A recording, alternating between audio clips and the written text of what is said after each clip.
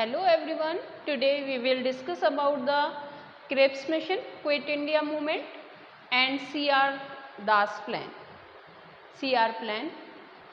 Now बेटा आपने इससे पहले हम लोगों ने second round table, Poona pact और इसके बाद में हमने 1935 का गवर्नमेंट ऑफ इंडिया एक्ट के बारे में डिस्कस कर चुके हैं। आज हम बात करेंगे कि क्रिप्स मिशन यहाँ पर क्यों आए थे, कौन से प्रपोजल लेकर आए थे और उसके बाद में क्विक इंडिया मूवमेंट क्यों हुआ और CR दास जो थे, चित्तरंजन दास जो उन्होंने कौन सा प्लान लेकर आए। आता है कि सबसे पहले देखो 1935 में एक्ट आ गया, 1937 में इलेक्शंस हुए और उसके अंदर से 6 प्रोविजेंसीज के अंदर हमें बिल्कुल स्पष्ट जो मेजॉरिटी शो हुई उसकी कांग्रेस की, और इसके बाद में जब वहाँ पर मेजॉरिटी शो हो गई कांग्रेस की तो ये बात पक्की हो गई कि इंडिया के अंदर अगर इन फ्यूचर गवर्नमेंट बनेगी तो कांग्रेस की बनेगी। इस बात को लेकर मुस्लिम लीग अगेंस्ट में हो गई और उन्होंने डिक्लेयर 1940 के अंदर कंप्लीटली डिक्लेयर कर दिया कि वो एक नया नेशन लेंगे और उस नेशन का नाम पाकिस्तान होगा। यानी मुस्लिम लीग ने लाहौर सेशन 1940 के अंदर ये अनाउंसमेंट कर दिया कि एक हमारा अलग से नेशन होगा और उसका नाम होगा पाकिस्तान। अब इसके बाद में 1942 के अंदर क्रिप्स मिशन आता है यहाँ पर। अब ये क्रिप्स मिशन क्या था बेटा, आप सब लोगों को पता होगा कि सेकेंड वर्ल्ड वॉर स्टार्ट हो गया था। सेकेंड वर्ल्ड वॉर स्टार्ट हो गया था और ये बात भी अच्छे से पता है कि सेकेंड वर्ल्ड वॉर में हमने फर्स्ट वर्ल्ड वॉर में सपोर्ट किया था ब्रिटिश का, पर इस बार कांग्रेस लीडर्स ने ये मान ली थी कि अब हम ब्रिटिश का सपोर्ट नहीं करेंगे। अब उन्हें ये मालूम था कि ब्रिटिश बिना इंडिया के सपोर्ट के सेकेंड वर्ल्ड वॉर में ब्रिटिशर्स की हालत ख़राब हो जाएगी। उनको किसी भी तरीके से मतलब इंडिया का सपोर्ट लेना ज़रूरी था और उधर से जो उसके अलाइंसेस कंट्री थे, जो इसके फेवर के कंट्री थे सेकेंड वर्ल्ड वॉर में, USSR, USA और चाइना, वो बार बार ब्रिटेन के ऊपर प्रेशर बना रहे थे कि आप इंडियन पीपल्स का सपोर्ट लीजिए। इसीलिए उन्होंने क्रिप्स मिशन को यहाँ पर भेजा और क्रिप्स मिशन से यहाँ पर भेजा और उसके साथ उन्होंने कॉन्स्टिट्यूशनल प्रपोजल लेकर आए कि किसी भी तरीके से यहाँ पर वो 2 रीज़न से आए थे, एक तो कॉन्स्टिट्यूशनल प्रपोजल के लिए और दूसरा सेकेंड वर्ल्ड वॉर के अंदर सपोर्ट के लिए। अब वो यहाँ पर आ गए। यहाँ आने के बाद में बट कांग्रेस लीडर्स ने भी ये मान रखा था कि हम उनको सिर्फ 2 बातों पर ही हम ब्रिटिशर्स को सेकेंड वर्ल्ड वॉर में सपोर्ट देंगे। एक तो हमें इंडिपेंडेंट कंट्री चाहिए, मतलब कि हमें जितनी भी पावर्स हैं वो इमीडिएट हैंड ओवर करें, और दूसरा था कि जैसे ही वर्ल्ड वॉर ख़त्म होती है वैसे ही हमें फुल इंडिपेंडेंस दे। ये 2 कंडीशन थी कांग्रेस की साइड से। कि एक तो थी कि कांग्रेस क्या चाहता था, ये क्रिप्स मिशन क्यों आया था यहाँ पर कॉन्स्टिट्यूशनल प्रपोजल लेकर कि वो कॉन्स्टिट्यूशन, और दूसरा आया था world war, second world war में सपोर्ट के लिए इंडिया का, इंडियन सपोर्ट के लिए। और कांग्रेस लीडर्स क्या चाहते थे कि हम लोग सपोर्ट तो करेंगे बट उन्हें क्या चाहिए थी, इमीडिएट पावर चाहिए थी, immediate powers given by the Britishers. और आफ्टर सेकेंड वर्ल्ड वॉर उन्हें कंप्लीट क्या चाहिए थी, इंडिपेंडेंस, कंप्लीट इंडिपेंडेंस चाहिए थी। ये हो गया। अब ब्रिटिश जो क्रिप्स मिशन था उसके प्रपोजल्स क्या क्या थे उनके बारे में पढ़ते हैं कि उसने प्रपोजल्स क्या क्या दिए। तो उन्होंने प्रपोजल जो रखे, जो उनके प्रपोजल थे, उनके प्रपोजल्स थे कि इंडिया को हम एक डोमिनेंट कंट्री बनाते हैं, यानी डोमिनियन कंट्री बनाने का, ये डोमिनियन स्टेट बनाने का उन्होंने प्रपोजल रखा। उन्होंने कैसे स्टेट बनाने के लिए बोला? डोमिनियन स्टेट, यानी इसके अंदर कि एक हम कंट्री तो बनाते हैं पर उसके कुछ पावर्स और कुछ उसके सुपरविज़न कौन करेगा? ब्रिटिशर्स करेंगे। दूसरा उन्होंने प्रपोजल रखा यहाँ पर कि after second world war, after second world war यहाँ कॉन्स्टिट्यूशनल असेंबली बनाई जाएगी। क्या बनाई जाएगी? Constitutional assembly. और उस कॉन्स्टिट्यूशन असेंबली के अंदर मेंबर्स कैसे बनेंगे? तो उसके अंदर जो मेंबर्स होंगे वो एक तो प्रोविजेंसीज से आएंगे, लेजिस्लेटिव प्रोविजेंसीज से। जो लेजिस्लेटिव प्रोविजेंसीज से आएंगे वो तो इलेक्टेड होंगे, वो तो कैसे होंगे? इलेक्टेड। और जो प्रिंसली स्टेट से आएंगे वो होंगे नॉमिनेटेड। तो जो मेंबर बनेंगे लेजिस्लेटिव कॉन्स्टिट्यूशनल असेंबली के वो इलेक्टेड और नॉमिनेट होंगे। नॉमिनेट प्रिंसली स्टेट से होंगे और प्रोविजेंसीज जो लेजिस्लेटिव प्रोविजेंसीज होंगी वहाँ से इलेक्टेड होंगे। अब इसके बाद में उन्होंने कहा, नेक्स्ट जो प्रपोजल रखा उन्होंने कहा कि जो डिफेंस है इंडिया का वो किसके अंदर आएगा? वो ब्रिटिशर्स के कंट्रोल में रहेगा। यानी जो डिफेंस है वो ब्रिटिशर्स के कंट्रोल में रखा जाएगा।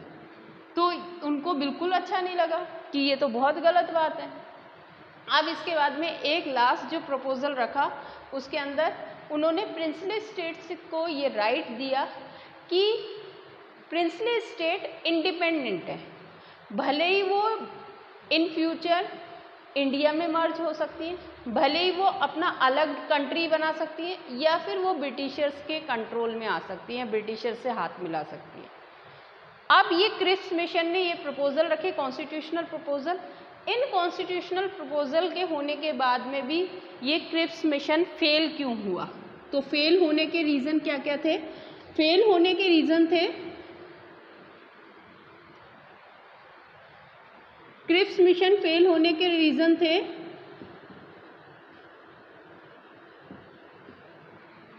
एक तो जो कांग्रेस पीपल हैं वो डोमिनेंट स्टेट नहीं मांग रहे थे, वो एक कंप्लीट नेशन मांग रहे थे, इंडिपेंडेंट नेशन मांग रहे थे। दूसरा कि उन्होंने कहा कि हमें डिफेंस, उन्होंने राइट टू डिफेंस किसके अंदर कंट्रोल रखा? ब्रिटिशर्स के। और उन्होंने कहा कि जितनी भी पावर्स हैं वो सारी किसको दे दी जाए? इंडियन पीपल को।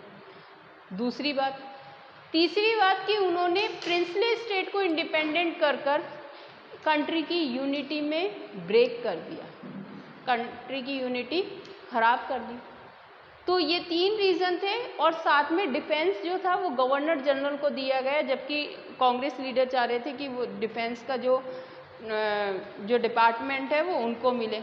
और वो इमीडिएट ट्रांसफ़र ऑफ पावर्स की बात कर रहे थे, जिसका कहीं उन्होंने डिस्कशन भी नहीं किया।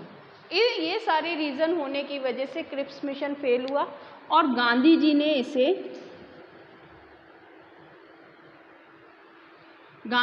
इसे पोस्ट डेटेड चेक बोला, पोस्ट डेटेड चेक।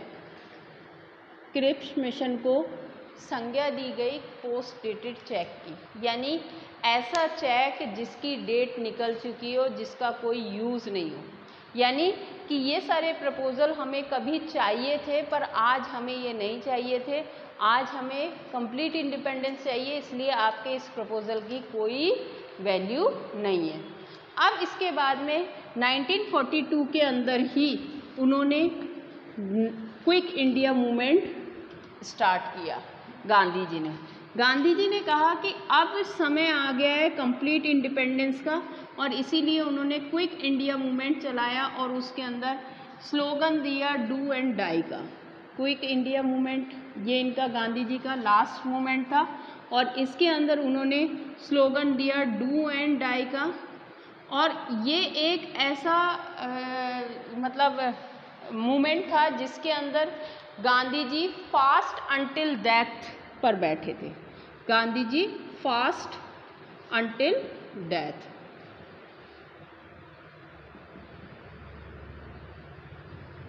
और साथ में इसके अंदर गांधी जी ने इंडिविजुअल सत्याग्रह से स्टार्ट कर कर इसे मास मूवमेंट में कन्वर्ट किया। यानी सबसे पहले इसे इंडिविजुअल सत्याग्रह से स्टार्ट किया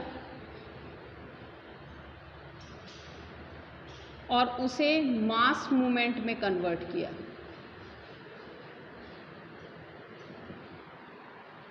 इसके बाद में ये इम्पॉर्टेंट है कि इसके अंदर फर्स्ट जो इंडिविजुअल सत्याग्रह करने वाले थे वो थे विनोबा भावे और उसके बाद में जवाहरलाल नेहरू, और धीरे धीरे ये किस में कन्वर्ट हो गया, मास मूवमेंट में।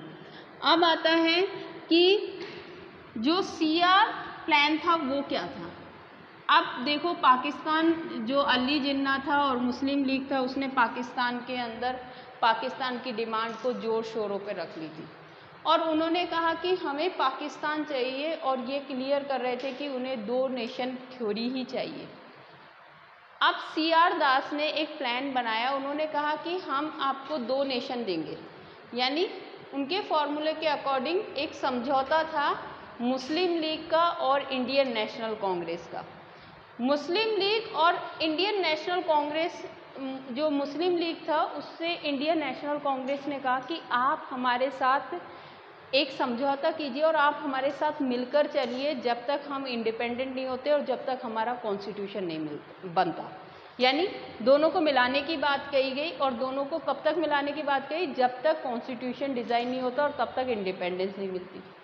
उसके बाद में अब मुस्लिम लीग ये चाहती थी कि जो इलेक्शंस हो, जहाँ पर वो चाहती थी कि जो भी वहाँ पर मुस्लिम्स हैं वो इलेक्शंस में वोट देकर, और जिस जगह मुस्लिम्स वोट देंगे उसी जगह अलग नेशन बन जाएगा। बट ये लोग ये चाहते थे कि सभी लोग वोट दें, चित्तरंजन दास सभी लोग वोट दें और उसके अंदर मुस्लिम मेजॉरिटी आती है, वो वाला स्टेट जो मुस्लिम लीग को सपोर्ट करेगा, जहाँ पर मुस्लिम लीग की मेजॉरिटी आती है वो वाला स्टेट अलग कंट्री में, सेकेंड कंट्री में, पाकिस्तान में डाल दिया जाएगा। बट इस बात के लिए मुस्लिम लीग रेडी नहीं हुई और जो सीआर दास प्लान था वो फेल हो गया। तो इसी के बाद में फिर अब उसके बाद में आता है कैबिनेट मिशन।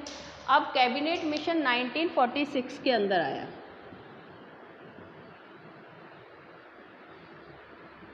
ये कैबिनेट मिशन क्या था? देखो, कैबिनेट मिशन बिल्कुल जो पाकिस्तान की थ्योरी थी उसको कंप्लीट रिफ्यूज़ कर रहा था कि पाकिस्तान कोई एक नया नेशन नहीं बनेगा, पाकिस्तान नहीं बनेगा। इसके अंदर वो पावर्स को ट्रांसफ़र करने आए थे और उनके जो मेंबर्स थे वो थे स्क्रिप्स, सेकंड थे पैट्रिक लॉरेंस और लास्ट वन थे एवी अलेक्जेंडर। ये तीनों यहाँ पर जो जितने भी स्टेट थे उनको इंडिपेंडेंट किस तरीके से किया जाए उसके ऊपर विचार करने आए थे। तो उन्होंने जितनी भी प्रोविंसेस और प्रिंसली स्टेट थी उनको ग्रुपिंग में डिवाइड कर दिया ABC के अंदर, और ABC के अंदर डिवाइड किया। जैसे A के अंदर जो किया वो किया बॉम्बे, जोग्राफिकल एरिया के अकॉर्डिंग इनको डिवाइड किया गया, मद्रास और सेंट्रल प्रोविंसेंसी।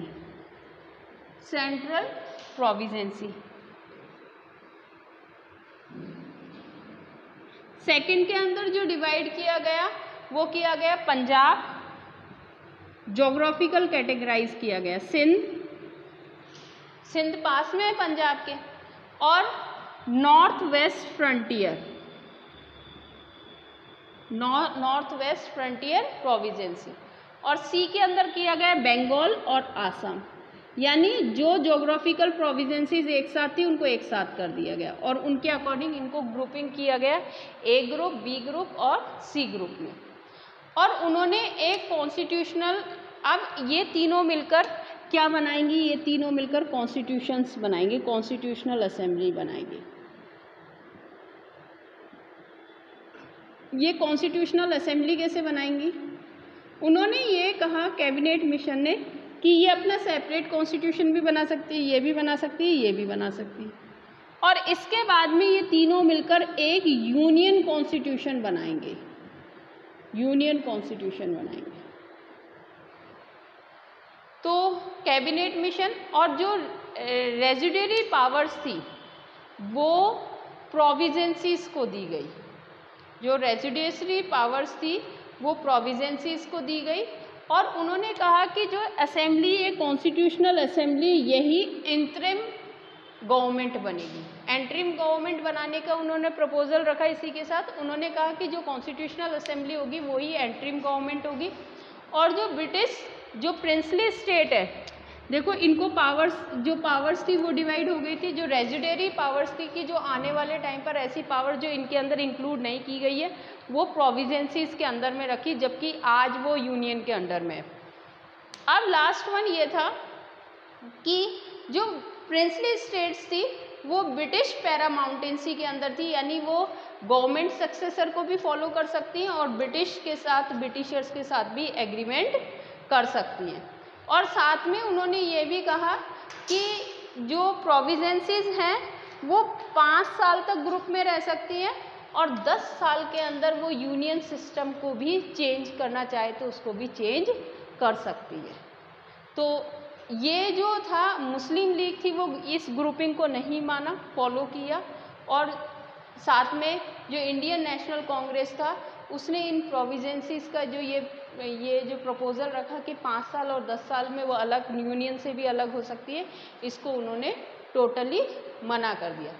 अब कैबिनेट मिशन अब जुलाई के अंदर क्या होते हैं, जुलाई 1946 के अंदर असेंबली इलेक्शंस होते हैं और असेंबली इलेक्शंस के अंदर क्या होता है, असेंबली इलेक्शंस के अंदर मुस्लिम लीग उसको बॉयकॉट करती है, मुस्लिम लीग बॉयकॉट करती है और असेंबली इलेक्शंस में अब आता है कि जो उस समय फर्स्ट जो पर्सन था जिसने एंटरिम गवर्नमेंट का जो लीडर बना वो थे जवाहरलाल नेहरू, क्योंकि मुस्लिम लीग ने बॉयकॉट कर दिया जिन्ना ने, तो अब बचे कांग्रेस और कांग्रेसी में जो फर्स्ट लीडर बना इंटरिम गवर्नमेंट का वो बना जवाहरलाल नेहरू। तो इसी के साथ ये जो टॉपिक है वो कंप्लीट होता है। उसके बाद में आई होप कि आपको समझ में आया होगा। Thank you, have a nice day.